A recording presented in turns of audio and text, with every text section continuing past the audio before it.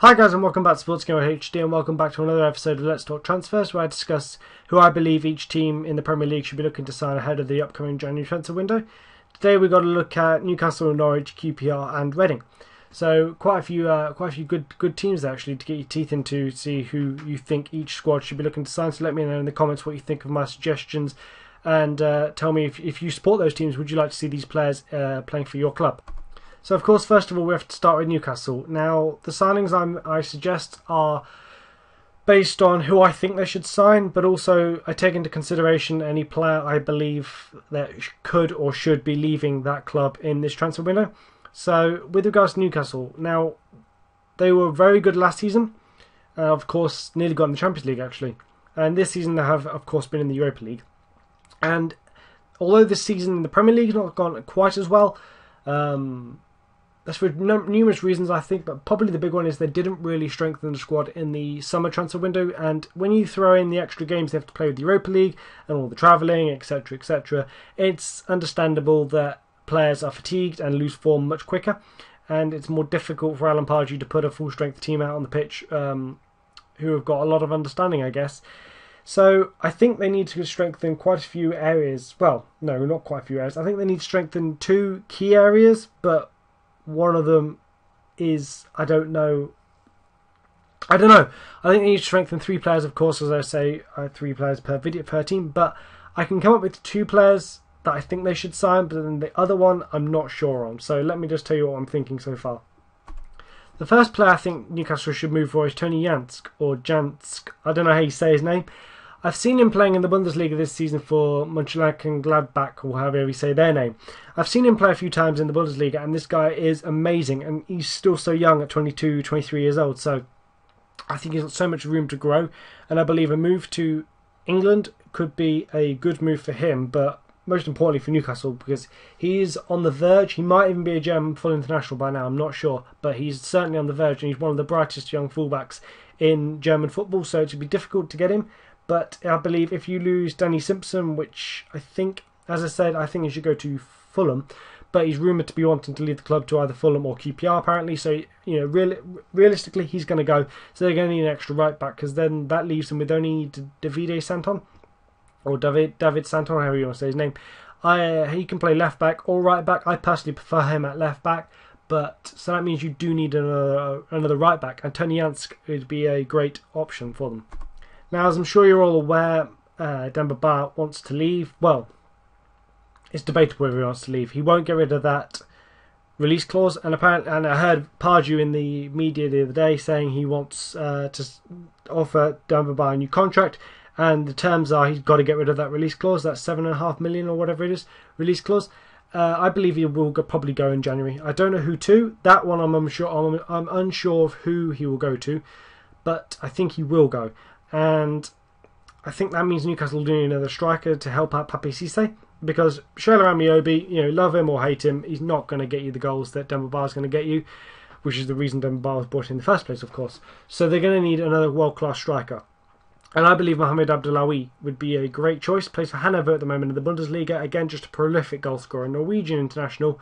With a name like Mohamed Abdullaoui, I'm not sure that's a Norwegian name, but he is a Norwegian international. So, you know, make of that what you want. And he's just a great striker, though. Great footballer. Really, really clinical striker. So I think he'll be awesome to sign to partner with Pape Cisse up front. Now, the next position is left back. Now, I don't know who Newcastle should go for, who's of enough quality for Newcastle United. So the only option I can really come up with is Christian Ansaldi, an Argentine left back, stroke right back, plays for Rubin Kazan in the Russian Premier League at the moment. Now, the reason I say I'm not sure on him is because if you bring in Tony Jansk, who I believe Newcastle should sign, I'm 100% on that one, and then you put Davide Santon at left back, where does that leave for a class player in Christian Ansaldi? Where does that leave him to play? And he won't be happy sitting on the bench. So I'm not sure who should be signed. I'm not even sure. Did Ruben? I don't know if Ruben got into Europe this season. I'm not sure, but I know Gladbach did. I think they're in the Champions League, and then they dropped down to the Europa League, I think. So that means Jansk is most likely, well, almost certainly, is cup tied, so he cannot play in the Europa League anymore for Newcastle. Of course, they progressed in the Europa League. Newcastle themselves did, so they need someone who can play in the Europa League. Now, if Ruben didn't play in the Europa League, I should have checked, but I'm not sure if they did. I don't think they did. But if they didn't, then Ansaldi should be signed ahead of Jansk. But so it really is a case of if Ansaldi is eligible to play in the Europa League for Newcastle, he should be the first choice. If he isn't, then I would choose Jansk over him. But it really is a bit of a tough one. He would cost quite a lot of money, no doubt, because Ruben have no reason to sell. So that just about does it for Newcastle. So now on to Norwich. Now Norwich, I'm not too sure who they should be signing, to be honest, because their squad, to me, looks adequate. It looks adequate, and there's no areas that shout out to me that need strengthening, to be honest. I mean, I think they need a striker and a right winger, but Norwich aren't a club that go out and spend a lot of money, so it's quite difficult to try and pinpoint who they should be looking to sign specifically. So I've come up with a couple of players they should sign. There's only two for Norwich because I was very, very much stumped with them. The first player I'd like to see Norwich sign is Charlie Austin, who plays for Burnley at the moment and started the season like a house on fire. I don't even know what his goal record is at the moment, but I know he started the season off with a bang and was the leading goal scorer in Europe or something at one stage, outscoring the likes of Messi. He was just insane form. So I think that was him anyway. I'm almost certain that was him. I think Norwich should look to move to sign him. I think he deserves a go in the Premier League. Has he even played in the Premier League before? No, he deserves a go in the Premier League. This guy is a great striker, and I believe would boost the Norwich striking force. Not to say Norwich's existing strike force isn't good enough. I just think an extra striker would be good for them to have at the club. The next player is Lee Chong-yong, who is far too good to be playing in the Championship at the moment for Bolton. He needs to move, and also another reason this would be a great signing is no doubt, being South Korean, this would bring a lot of commercial revenue into Norwich, and of course that's always welcome for a club. Plus, throw in the fact he's a very good player, and it makes the deal very, very sensible to make for Norwich. So that's all I've got for Norwich so far. Let me know in the comments if you're a Norwich fan. Do you think these players would boost your squad? And also, think of a third position. Is there another position you specifically think you need new players? And now QPR, Queen's Park Rangers. I was seriously considering doing QPR as a episode on their own, like I did with Arsenal, because I think they need more than 3 players, but I think I've narrowed it down to 3 players that would turn their season around, I believe. So let's just jump on and show you what I think they should be getting. First player is Michael Dawson. Now I believe Tony Fernando should put his money where his mouth is and back Harry Redknapp to sign a player who he's worked with before, of course, at Tottenham, and bring in a fantastic centre-back. An England international, very, very, very experienced now, very talented player as well, and would shore up the QPR defence a lot. Probably cost quite a lot of money as well, but that's why I say Fernando should put his money where his mouth is. The next player is Angel Rangel. I think that's how you say his name. I've never been certain on that one. Plays for Swansea, right back, and I say him because Jose Boswinger has been recently criticised in the media by Harry Redknapp, and that's never going to keep him happy, is it? He's going to want to leave.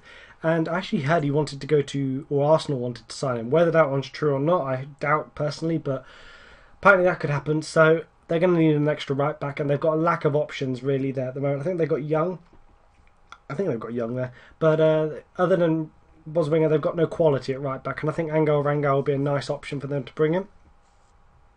And we're off to the Bundesliga again. Now, the next option, I believe, and the final player they should be looking to sign is Bas Dost from Wolfsburg. This guy is clinical, to say the least. He's a very, very, very good striker, but currently in the Bundesliga. Very big as well. So quite a good target man if they wanted to use the likes of Sean Phillips down the wing and Junior Hoylett. But he's different. He's a different type of striker to what they've already got in the likes of Cisse, Bobby Zamora, Andy Johnson. I've probably forgotten one. I can't remember off the top of my head. But he's a different sort of striker to what those players are. And he's just so good, this guy is. And it will be a real coup for Newcastle QPR to sign. So I believe he's the next player they should be looking to move for. And now the final club for this episode, which is Reading. Now, Reading put me in two mindsets here. Now, one part of me says they should be looking to go all out and survive and all that good stuff in the Premier League, because so far they look doomed as far as I'm concerned. They're one of the clubs that look doomed to get relegated. I just don't see enough quality in their squad. I don't see enough quality on the pitch, and I don't know. Brian McDermott I think he's a good manager, I do, but I just don't think he's a good enough manager to keep them up. Not with the squad he's got available at his disposal. Now, so one part of me says, as I say, they should be looking to go all out in the market and survive and all that good stuff. But then there's another part of me says, yeah, they should probably expect to get relegated and accept this and build to come back stronger, sort of thing. Go to get relegated to the Championship with a squad that's loaded with talent, get promoted back to the Premier League, and these players will be another couple of years older, more experienced, and then come back stronger and then survive in the Premier League in a couple of years' time. But that's risky because you don't know if you're going to get bounced. You don't know you're going to get bounced back. Can't remember what's that. You don't know you're going to bounce back. So I'm sort of in two mindsets, and that sort of is reflected in the suggestions I think they should be looking to sign. First player is Andrei Arshavin.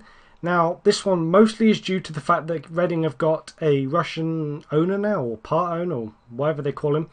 And they've already got Pavel Pogregniak. I can't even say his name. God, I'm having a real trouble pronouncing names today. I think another Russian is likely to happen. Another Russian player is likely to come in, I guess. But also, he's quality, and this could just be a loan deal, because if they are going to go with the mindset we're going to get relegated and we'll come back stronger, then just a loan deal just to give them a chance of surviving, maybe, just a chance. But if they don't survive, then they've not got him long term on their wage bill, I guess. And I think he will add a lot of creativity to their squad, because he is a good player. He's just not hit the heights he should have done at Arsenal for whatever reason. I think a move to another Premier League club such as Reading with Russian owner and Pogregniak up front, the Russian, could be a good one for him to make. Now the next one's a bit unique. It's Will Hughes. Now this one is completely the other way around. I believe if they're going to go with the mindset we need to build for the future and come back stronger, Will Hughes would be a great one, because I've seen him play a couple of times now, and I don't think he's ready to go to a top Premier League club yet, because if he were, he would just get either play here and there or be loaned out to some god-awful League One club or League Two or even Championship club, and that would hamper his development. I believe he needs to go to a lower Premier League club, and come back stronger with, say, Reading, for example, come back stronger, express himself at that club and excel in his development, and then move on to another bigger club, such as Tottenham, Arsenal, Man United, Liverpool, Chelsea, Man City, Newcastle, etc., etc. He should move in the future to those clubs. He's not ready yet, not such a young age, but he is ready to go to a lower Premier League club and play regularly and build for the future with that club, I guess. The next player is one I'm a big fan of, which is Connor Wickham.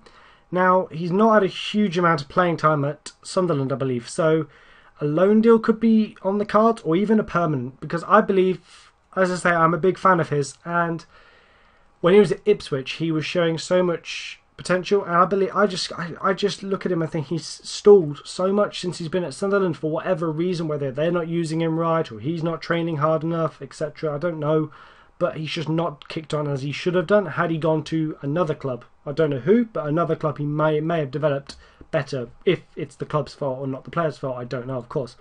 But maybe a loan deal or even a permanent, if this Russian owner's got money, maybe sign him and Will Hughes for the future and build the squad around those two players to come back to the Premier League. Maybe, I don't know. That could possibly work quite nicely for them. That pretty much does it for this episode of Let's Talk Transfers. Next episode will be... oh God, who are we at? I can't remember. Southampton, Stoke, Sunderland and Swansea, and then of course Tottenham, West Brom, West Ham and Wigan. So leave a like on this episode if you've enjoyed it. Let me know in the comments what you think of my recommendations, and if you're a fan of particularly Norwich and you can come up with a player for that third player for whatever position you believe needs strengthening, let me know in the comments, of course. And Reading fans, do you believe that you should make a last-ditch effort and throw money at a player or whatever that may or may not come off and try and survive, or do you think you should build for the future and come back stronger, sort of thing? Let me know in the comments what you think of that, and follow me on Twitter. I'll put my link in the description, and also check out my FIFA 13 career mode, which I've just started up. I'll probably put an annotation somewhere on the screen or something like that. So leave a like on this video if you enjoyed it, and I will see you guys next time.